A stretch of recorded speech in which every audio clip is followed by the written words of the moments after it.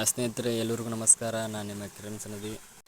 ಇವತ್ತಿನ ಈ ಒಂದು ವಿಡಿಯೋದಲ್ಲಿ ನಾನು ನಿಮಗೆ ಯಾವುದರ ಬಗ್ಗೆ ತಿಳಿಸ್ತಾ ಇದ್ದೀನಿ ಅಂದರೆ, ನಮ್ಮ ಟಗರ್ ಮರಿಗೆ ಇಂದು ಡಿವಾರ್ಮಿಂಗ್ ಮಾಡ್ತಾ ಇದ್ದೀನಿ. ಜಂತುನಾಶಕ ಔಷಧಿ. ಯಾವ ಔಷಧಿ ತೊಗೊಂಡಿನಪ್ಪ ಅಂದ್ರೆ ಆಲ್ಬೆಂಡಜೋಲ್ ಕಂಟೆಂಟ್ ಇರುವಂಥ ತೊಗೋಬೇಕ್ರಿ, ಚಲೋ ಇರ್ತದೆ. ಎಷ್ಟು ml ತೊಗೋಬೇಕು ಮತ್ತು ಯಾವ ರೀತಿ ಕುಡಿಸ್ಬೇಕಂತ ನೋಡಿ ಬರ್ರಿ. ನೀವು ಡಿವಾರ್ಮಿಂಗ್ ಮಾಡೋಕೆ ಹಾಫ್ ಆನ್ ಅವರ್ ಮುಂಚೆನೇ ಒಂದು ಚಿಟಿಕೆ ಇಟ್ಟು ಅದಕ್ಕೆ ಬೆಲ್ಲ ತಿನ್ನಿಸ್ಬೇಕು. ಯಾಕಂದರೆ ನಾವು ಮಾಡುವಂಥ ಡಿವಾರ್ಮಿಂಗು ಸಕ್ಸಸ್ಫುಲ್ ಆಕತಿ. ನೀವು ಔಷಧಿ ಹಾಕೋಕ್ಕಿಂತ ಮೊದಲು ಅದನ್ನ ಅಳಿಗಾಡಿಸ್ಬೇಕ್ರಿ. ಯಾಕಂದ್ರೆ ಅದರ ಕಂಟೆಂಟ್ ಎಲ್ಲ ಹೋಗಿ ತಳದಾಗ ಕುಂತ್ಬಿಟ್ಟಿರ್ತೈತೆ ರೀ. ಅದು ನಮ್ಮ ಮರಿ ಒಂದು 10 ರಿಂದ 12 kg ಆಗ್ಬೋದು ರೀ. ಅದಕ್ಕೆ ನಾನು 5 ml ತೊಗೊಂಡಿನಿ. ನಿಮ್ದು 30 ಅಥವಾ 35 ಈ ರೀತಿ ಇಷ್ಟು kg ಆಗೋದಿದ್ರೆ ನೀವು 10 ml ತೊಗೊರಿ. ಯಾಕಂದ್ರೆ ಅದು ಬಾಡಿ ವೇಟ್ ಹಂಗೆ ತಕ್ಕನಂಗೆ ಇರ್ತೈತಿ.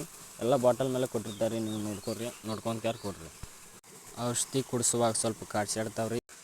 ಸ್ವಲ್ಪ ಗಚ್ಚಗನೆ ಹಿಡ್ಕೊಂಡು ಹಾಕ್ರಿ. ಔಷಧಿ ತೆಳಗೆ ಚೆಲ್ಲಕ್ಕೆ ಹೋಗ್ಬೇಡ್ರಿ. ಔಷಧ ಹಾಕಿದ ಒಂದು 2.5 ತಾಸಿಗೆ ಈ ಥರ ಗಟ್ಟಿಗೆ ಲದ್ದಿ ಥರ ಹಾಕೈತ್ರಿ.